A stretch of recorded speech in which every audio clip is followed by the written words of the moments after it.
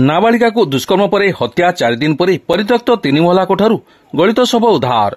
रेमुणा थाना अंतर्गत बालगोपालपुर शिल्पांचल स्थित बालेश्वर आईलुएज कॉलोनी निकट एक परित्यक्त 3 महला कोठारू एक नाबालिकार गलित शव को पुलिस आज सकाळे उद्धार करिछि।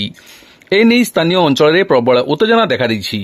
सूचना अनुसार नुआपाड़ी पंचायत रसलपुर ग्रामर शंकरा सिंह 9 वर्षर नाबालिका झील मंगलवार सकाळ 9टा बेले कुआडे निखोज हो जाइथिला। थानारे एने शंकरा एतला देथिला।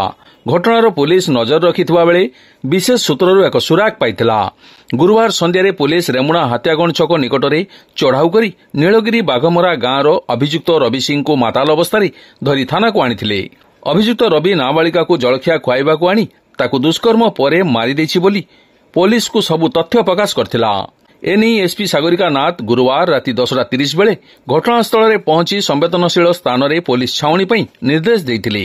आज सकाळे साइंटिफिक दल समेत police SDPO Saroj Upadhyay, IIC Ranju Hasini Kullu, SI Subhash Mallik, SI Babi Mishra पहुंची पुंखानुपुंख तदंत करी शवको व्यवच्छेद पई पठाइथिले। तबे उत्त्यक्त जनता क्षतिपूरण दाबी रे शवको अटकाइथिले। अभियुक्त को पुलिस अटक रखी अधिक तदंत जारी करुछि।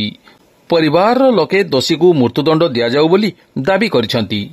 145/2024 थाना रे एक मामला मध्य रुजु करा जाइछि।